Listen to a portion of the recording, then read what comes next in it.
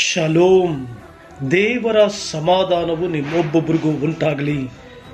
ಅಪ್ರಮೇಯವಾದ ಅತಿಶ್ರೇಷ್ಠವಾದ ಕ್ರಿಸ್ತನ ರಕ್ತದಿಂದ ತೊಳೆಯಲ್ಪಟ್ಟು ಆತನ ನೀತಿಯಿಂದ ನೀತಿವಂತರಾಗಿ ಆತನ ಶುದ್ಧತೆಯಿಂದ ಶುದ್ಧೀಕರಣ ಹೊಂದಿ ಆತನ ರಕ್ತದಿಂದ ವಿಮೋಚನೆ ಹೊಂದಿ ಕ್ರಿಸ್ತನಿಗಾಗಿ ಜೀವಿಸ್ತಾ ಇರುವಂತಹ ಪ್ರಿಯ ದೇವರ ಮಕ್ಕಳೇ, ಈ ದಿನ ಯೋಬನು ಬರೆದ ಪತ್ರಿಕೆ 14ನೇ ಅಧ್ಯಾಯ 14ನೇ ವಚನವನ್ನ ನೋಡುವುದರ ಮೂಲಕವಾಗಿ ನಾವು ದೈವಿಕ ಸಂದೇಶವನ್ನ ಕೇಳಿಸಿಕೊಳ್ಳುವ.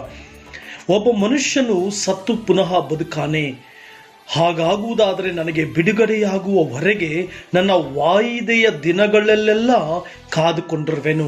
ಪ್ರಿಯ ದೇವರ ಮಕ್ಕಳೇ, ಈ ಪ್ರಪಂಚದಲ್ಲಿ ನಾವು ಜೀವಿಸುತ್ತಿರುವಾಗ ಕಷ್ಟಗಳು, ಸಂಕಟಗಳು, ಸಮಸ್ಯೆಗಳು, ಅನಾರೋಗ್ಯಗಳು, ವೇದನೆಗಳು, ಸಾಲಗಳು ಎಲ್ಲವೂ ಕೂಡ ಸಹಜವೇ.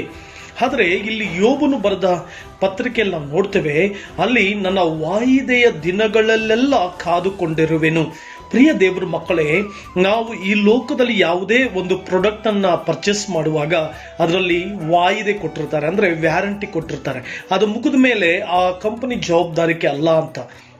ಅದೇ ರೀತಿಯಾಗಿ ಈ ಲೋಕದ ಕಷ್ಟಗಳಿಗೂ, ಈ ಲೋಕದ ಸಂಕಟಗಳಿಗೂ, ಈ ಲೋಕದ ವೇದನೆಗಳಿಗೂ, ಈ ಲೋಕದ ಸಮಸ್ತ ಕಾರ್ಯಗಳಿಗೂ ವಾಯಿದೆ ಇದೆ. ಅದರ ಅರ್ಥ ಅದಕ್ಕೊಂದು ಟೈಮ್ ಇದೆ ಅಷ್ಟೇ. ಆ ಟೈಮ್ ಮುಗಿದ ಮೇಲೆ ಅದು ನಿನ್ನ ಜೀವಿತದಲ್ಲಿ ಕ್ರಿಯೆ ನಡೆಸಲಿಕ್ಕೆ ಸಾಧ್ಯವೇ ಇಲ್ಲ. ಆದುದರಿಂದ ಯೋಬನು ಬರಿತಾ ಇದ್ದಾನೆ, ನಾನು ನನ್ನ ಈ ಕಷ್ಟಗಳ ದಿನಗಳಲ್ಲೆಲ್ಲ ಅದು ಮುಗಿಯುವವರೆಗೂ ಬದಲಾವಣೆಗೋಸ್ಕರ ನಾನು ಕಾದುಕೊಂಡಿರ್ತೇನೆ. ಪ್ರಿಯ ದೇವರ ಮಕ್ಕಳೇ, ಯಾವ ರೀತಿ ಈ ಲೋಕದಲ್ಲಿ 1 ವರ್ಷ 2 ವರ್ಷ ಆ ಡಿವೈಸ್ಗಳಿಗೆ ಆ ಮೆಟೀರಿಯಲ್ಸ್ಗಳಿಗೆ ವ್ಯಾರಂಟಿ ಕೊಟ್ಟಿರ್ತಾರೆ, ಅದು ಮುಗಿದ ಮೇಲೆ ಫಿನಿಶ್ಡ್. ಅದೇ ರೀತಿಯಾಗಿ ನಿನ್ನ ಕಷ್ಟಗಳಿಗೊಂದು ವಾಯಿದೆ ಇದೆ, ನಿನ್ನ ಸಮಸ್ಯೆಗಳಿಗೊಂದು ವಾಯಿದೆ ಇದೆ, ನಿನ್ನ ತೊಂದರೆಗಳಿಗೊಂದು ವಾಯಿದೆ ಇದೆ. ದೇವರಿಗೋಸ್ಕರ ಕಾದಿರು, ಅದು ಮುಗಿದು ಹೋಗುವಂತ ದಿನಗಳು ಬರ್ತವೆ. ಪ್ರಿಯ ಸಹೋದರನೇ ಸಹೋದರಿ, ಕರ್ತನಿಗಾಗಿ ಕಾದಿರು.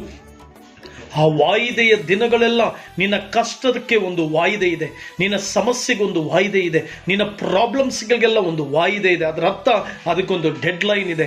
ಅದು ದೇವರು ನಿನ್ನ ಜೀವಮಾನದಲ್ಲಿ ಆ ಕಷ್ಟದ ದಿನಗಳನ್ನ ಮುಗಿಸಿ ಸುಖದ ದಿನಗಳನ್ನ ಕರ್ತಂತ ತರ್ತಾನೆ. ನಿನ್ನ ಅಸಂತೋಷ, ಅಸಮಾಧಾನ ಆ ದಿನಗಳನ್ನೆಲ್ಲ ತೆಗೆದುಹಾಕಿ ಸಂತೋಷದ ದಿನಗಳನ್ನ, ನೆಮ್ಮದಿಯ ದಿನಗಳನ್ನ ತೆಗೆದುಕೊಂಡು ಬರ್ತಾನೆ. ದೇವರು ನಿನ್ನ ಸುದಿನಗಳನ್ನ ತರಲಿಕ್ಕಿದ್ದಾನೆ. ಭಯ ಪಡಬೇಡ. ಕಷ್ಟಗಳ ವಾಯಿದೆ ತೀರುವವರೆಗೂ ಕಾದಿರು. ದುಃಖದ ದಿನಗಳ ವಾಯಿದೆ ತೀರುವವರೆಗೂ ಕಾದಿರು. ನಿನ್ನ ಸಾಲ ಸಂಕಷ್ಟಗಳು, ನಿನ್ನ ವೇದನೆಗಳು, ನಿನ್ನ ಹೃದಯದ ದುಃಖಗಳೆಲ್ಲ ತೀರುವ ಕಾಲಗಳು ಬರಲಿಕ್ಕಿದೆ. ಪ್ರಿಯ ಸಹೋದರನೇ ಸಹೋದರಿ, ಅದಕ್ಕೊಂದು ವಾಯಿದೆ ಇದೆ, ಅದಕ್ಕೊಂದು ಸಮಯವನ್ನು ದೇವರು ನಿಗದಿಪಡಿಸಿದ್ದಾನೆ. ಆ ಸಮಯವ ಮುಗಿದ ಮೇಲೆ ನಿನ್ನ ಆಶೀರ್ವಾದಗಳು ನಿನ್ನದಾಗ್ತವೆ, ನಿನ್ನ ಸಂತೋಷದ ದಿನಗಳು ನಿನ್ನಾಗ್ತವೆ.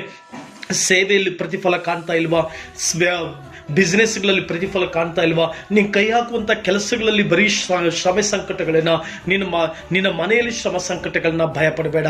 ಆ ವಾಯಿದೆಯ ದಿನಗಳು ಮುಗಿದು ಹೋಗಿ ನಿನಗಾಗಿ ದೇವರು ಉನ್ನತ ದಿನಗಳನ್ನ ತರಲಿಕ್ಕಿದ್ದಾನೆ, ಅತಿ ಶ್ರೇಷ್ಠದ ದಿನಗಳನ್ನ ತರಲಿಕ್ಕಿದ್ದಾನೆ, ಸಂತೋಷದ ದಿನಗಳನ್ನ ತರಲಿಕ್ಕಿದ್ದಾನೆ.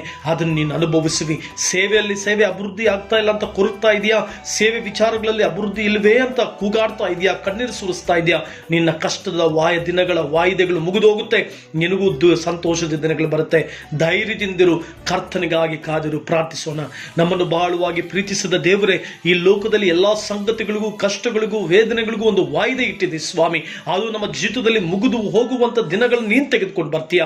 ಯಾರ್ಯಾರ ಜೀವಿತದಲ್ಲಿ ಯಾವಾಗ ನನಗೆ ಉತ್ತರ, ಯಾವಾಗ ನನಗೆ ಸಂತೋಷ ಅಂತ ಕಾಯ್ತಾ ಇದ್ದಾರ, ಅವರ ಕಷ್ಟದ ದಿನಗಳ ವಾಯಿದೆಗಳು ಮುಗಿದು ಹೋಗುವವರೆಗೂ ಅವರು ಕಾಯ್ದುಕೊಂಡಿರ್ಲಿಕ್ಕಾಗುವಂತ ಅವ್ರ ಕೃಪೆ ಕೊಡು, ದಯ ಪಾಲಿಸು, ಆಶೀರ್ವಾದ ಮಾಡು.